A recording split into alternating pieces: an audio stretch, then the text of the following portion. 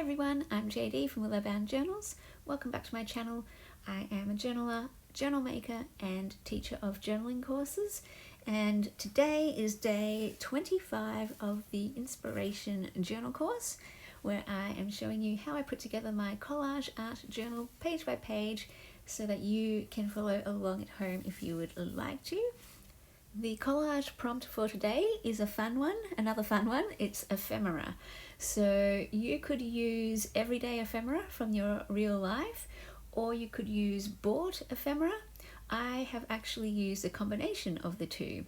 So I have got these beautiful vintage music papers that I got, I believe, from an op shop. They were these lovely children's music books with these gorgeous illustrations and the titles with a beautiful font. I just chose two that had words to do with spring, and look at that, aren't they just gorgeous images? One with the flowers and the birds, and then this one with the more flowers, a butterfly, a dog, and the little girl skipping in that pretty little dress.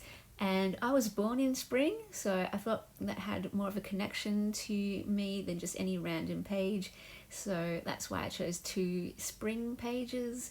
And yeah, I just put those pages aside a while ago because they were just so beautiful, and I knew I wanted to use them for my personal journaling somehow. And yeah, I'm so excited to be able to actually use them finally on this page. I just laid those down onto these two pages, and I love using larger book pages to start off my collages because that way it's less intimidating to cover the page. There's fewer spaces to have to try to cover up, so I like using that as a nice big large base to work with. I used some graph paper over on the left. That actually was one of my very first vintage buys. Down in Melbourne, I went to a vintage shop called Butler's, and yeah, that was right back when I had first discovered junk journals and started getting into looking around in op shops and vintage places for supplies. So I was very excited to find this notebook of graph paper. The receipt book, or the cash receipt book, that came from my sister-in-law, and that's very special too because of that, you know, family connection, and that was passed down to her from her grandmother, I believe, so that she would give it to me felt very, very special, very, very honored to receive that gift. And then this one's also very meaningful. This is a mathematics book, like a reference book, but it also has this agenda or diary at the back, and you can see all that handwriting. I love it. There's all these notes and annotations throughout the book. There's little folded pieces of paper stuck in there with scribbles on them, and sometimes there's drawings on them, and like that piece of paper with numbers. I love that. This book actually really inspires me. This is what my journals kind of look like from back when I was a kid and a teenager. I would, yeah, just put things inside the pages. And I love that kind of treasure hunt when you're flipping through the pages of a journal and you find all of these other extra things tucked inside. I don't know, I think that's just so special. There's one with a little diagram on it and some writing. So fun, and I love that it's fold out pages, and yeah, really, really fun book to use. So the fact that it also came from my brother-in-law, and that it's vintage and it's like really falling apart when I like there's no spine on it anymore. So eventually, when all the pages are used, I would like to turn that cover into an actual journal that I keep for me, like a little mini journal. So I think that will be fun. I just got to figure out how to create my own spine with that. But yeah, I definitely wanted to represent a piece of that because now I've got something from my sister-in-law and something from my brother-in-law represented on this page. So that way, this page just feels very personal. It has all that connection and meaning packed into this page. Every single piece that I've put onto this page has some personal meaning with it, some personal connection. And that's why when I give you this prompt, I'm hoping that you will not just choose any random ephemera because it's just beautiful or because you like it, but really try and choose ephemera that connects with you. Try to choose ephemera that has some personal story to tell. And that's also what ties into the journaling prompt, which is season. So originally my plan for this page was to use that spring theme as my journaling prompt, and to perhaps write about spring and my birthday and being born, like birth, and my existence in this world. And yeah, because of all of that, these pieces that I've included on this page, because they're so highly personal, I wanted this page to be what my initial inspiration for this page was, for it to be about writing about stories about myself, I guess. So if that's something you want to do, go ahead. But in the end, when I actually came to journal, I wrote about another thing entirely. I wrote about the artist Sabrina Ward Harrison, who pretty much inspired me to do this inspiration journal, because her books, in particular Spilling Open, that's the one that I own, and I just love flipping through that book over and over again and looking through the pages. It's one of those books that I'll never ever get rid of. A life book, I'll call it a life book. And it's basically a visual creative memoir, and yeah, every page has something visual on it, and her writing, her words. And I love that. That's pretty much what my journals are, the visual memoirs. And that's kind of where I got my own quote for this journal from. It's a creative biography, my journal. And all of our journals are creative biographies. When we add our writing and our photos and our ephemera and the things that we love, and we place them all on the pages, they tell our story. So Sabrina called her book a visual memoir, and I'm calling my book a creative biography. And one day, yeah, I would love to turn my journals into books, visual, creative, memoir, biography type books. And yeah, this is kind of my very first attempt at it, trying to use different pieces that are significant to me, and then adding my writing, adding my photos and all that kind of thing. And then this page was my main experiment with actually using things where every single piece had more of that deeper connection, more of that deeper meaning behind it, and tells a story. So for example, all of those coloured pieces that I've included on the page, the tea cards, there's a blue flower, a blue butterfly and a blue bird. Those are three of my symbols. The blue butterfly became a symbol for me in the junk journal world that other people assigned to me, because whenever they saw a blue butterfly, they would think of me. And then the blue flower, just because blue is my favourite colour, really. And my favourite flowers are like the bluebells and the forget-me-nots. And in terms of birds, my favourite birds all had blue on them. So the kingfisher, the blue wren, and even the kookaburra has a bit of blue on its wing.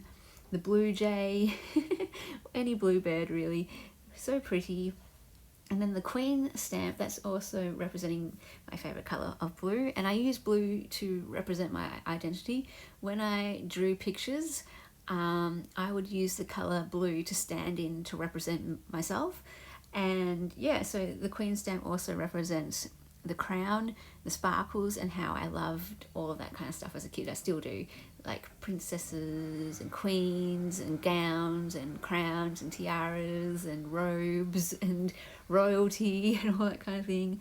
And then of course the tiara is another one of my self-assigned symbols, because it just represents my love of sparkles and beauty, and a way for me to identify myself in terms of saying this is what I like and this is okay. Because for a lot of my life I felt guilty for the things that I liked. For example, yeah, all of this stuff is very girly and some people might call it childish, but you know what, I just want to wear princess skirts and tiaras every day of my life. And I want to have fairy dust in my hair, glitter everywhere, and flowers everywhere in my hair, and fairy lights in my room. And yeah, some people might think that's weird and might think I need to grow up or something, but I came to a point where I'm just like, hey, it makes me happy, and I want to go through life being surrounded by things that make me happy, and I want to go through life with a smile on my face every day. So if that's what it takes to be surrounded by tiaras and pretty things and wearing tulle flowy skirts, then It doesn't matter what people think. Their opinions aren't going to ruin my love for these things that give me joy. And that's been a long journey, and still sometimes I worry about people's opinions about that kind of thing. But yeah, at least in my journal, that is a place where I can celebrate all of these things I love. So yeah, the Queen stamp, that's why I often will use a Queen stamp in lots of my journals, because that's what it represents for me, my identity, and claiming that, my claim to being who I am and not letting other people's opinions change how the things that I love. Because when I love something, I love it to the max. I am kind of an all or nothing person, and as soon as I love something, I love it to 110%. And I just want to fill my life with it and see it everywhere and that kind of thing. And I just get so much joy out of it. Like the color blue, like I really love the color blue. It really makes me happy when I see a beautiful shade of blue, and so I will fill my entire room with blue things because it makes me happy. It gives me so much joy. So yeah, whatever you like, don't let anyone rob you of your joy. You enjoy that thing to the max. So yeah, maybe you want to do a page about the things that you love, because essentially this page has a whole bunch of things that I love on it. Vintage and blue seem to be my theme for this particular page. I do love vintage and I do love blue. The tea cards, I should mention, I got those from eBay. I also got those stamps from eBay. This library card I got from Etsy, and what else? Is there anything else on this page that I need to talk about? No, I think I've covered everything. There's the receipt book. I've got that 2 pieces of the receipt on the page and 2 pages from that book from my brother-in-law on the page. So yeah, I was very, very happy with this page. This ended up being one of my favorite pages that I created because of that personal connection, and because every single thing that I put on the page I love.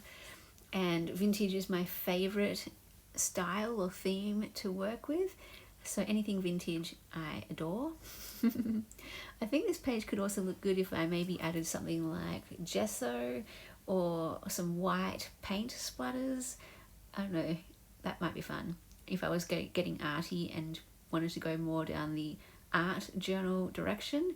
But yeah, I like it as is. I'm just trying to figure out where to place my tea cards, and yeah, very happy with this page.